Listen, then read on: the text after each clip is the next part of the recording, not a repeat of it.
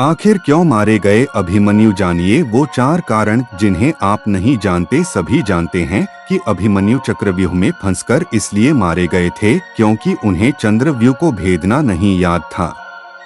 लेकिन इसके अलावा 4 कारण ऐसे थे जिसके चलते अभिमन्यु मारे गए।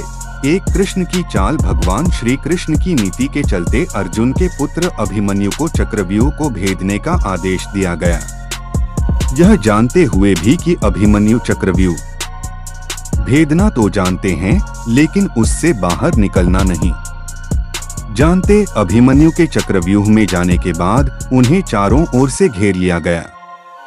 घेर कर उनकी जयद्रथ सहित 7 योद्धाओं द्वारा निर्मम तरीके से हत्या कर दी गई, जो कि युद्ध के नियमों के विरुद्ध था।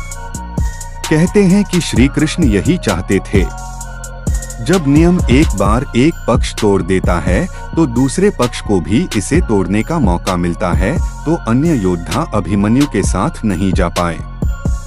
प्रारंभ में यही सोचा गया था कि अभिमन्यु को तोड़ेगा और उसके साथ अन्य योद्धा भी उसके पीछे से चक्रव्यूह में अंदर घुस जाएंगे।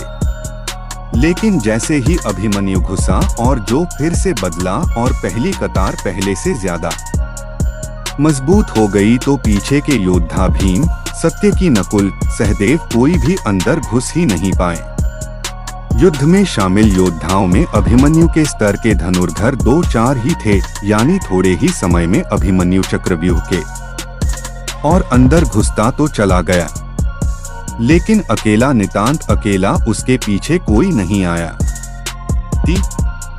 लड़ते लड़ते थक जाना। जैसे जैसे अभिमन्यु चक्रव्यूह के सेंटर में पहुंचते गए, वैसे वैसे वहां खड़े योद्धाओं का घनत्व और योद्धाओं का कौशल उन्हें बढ़ा हुआ मिला, क्योंकि वे सभी योद्धा युद्ध नहीं कर रहे थे, बस खड़े थे, जबकि अभिमन्यु युद्ध करता हुआ सेंटर में पहुंचता है। वे जहां युद्ध और व्यूहरचना तोड़ने के कारण मानसिक और शारीरिक रूप से थके हुए थे, वहीं कौरव पक्ष के योद्धा तरोताजा थे। ऐसे में अभिमन्यु के 5 चक्रव्यूह से निकलने का ज्ञान होता तो वे बच जाते, या उनके पीछे अन्य योद्धा भी उनका साथ देने के लिए आते तो भी वे बच जाते। लेकिन कान के कारण वे अधिक जोश और होश से लड़ नहीं पाए। 4 युद्ध नियम के विरुद्ध हत्या। अर्जुन पुत्र अभिमन्यु चक्रव्यूह भेदने के लिए उसमें घुस गया। चक्रव्यूह में प्रवेश करने के बाद अभिमन्यु ने कुशलता पूर्वक चक्रव्यूह के 6 चरण भेद लिए। इस दौरान अभिमन्यु द्वारा दुर्योधन के पुत्र लक्ष्मण का वध किया गया। अपने पुत्र को मृत देख दुर्योधन के क्रोध की कोई सीमा न रही, तब कारबों ने युद्ध के सारे नियम ताक में रख दिए। 6 चरण पार करने के बाद अभिमन्यु जैसे ही 7वें और आखिरी चरण पर पहुंचे, तो उसे दुर्योधन, जयद्रथ आदि 7 महारथियों ने घेर लिया। अभिमन्यु फिर भी साहसपूर्वक उनसे लड़ते रहे। 7 ने मिलकर अभिमन्यु के रथ के घोड़ों को मार दिया। फिर भी अपनी रक्षा करने के लिए अभिमन्यु ने अपने रथ के पहिए को अपने ऊपर रक्षा कवच बनाते हुए रख लिया और दाएं हाथ से तलवारबाजी करता रहा। कुछ देर बाद अभिमन्यु की तलवार टूट गई और रथ का पहिया भी चकनाचूर हो गया।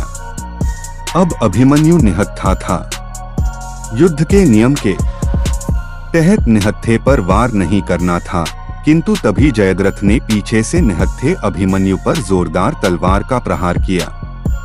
इसके बाद एक के बाद एक 7 योद्धाओं ने उस पर वार कर दिए। अभिमन्यु वहां वीरगति को डोट प्राप्त हो गया। अभिमन्यु की मृत्यु का समाचार जब अर्जुन को मिला तो वे बेहद क्रोधित हो उठे और अपने पुत्र की मृत्यु के लिए शत्रुओं का सर्वनाश करने का फैसला किया। सबसे पहले उन्होंने कल की संध्या का सूर्य ढलने के पूर्व जयद्रथ को मारने की शपथ ली।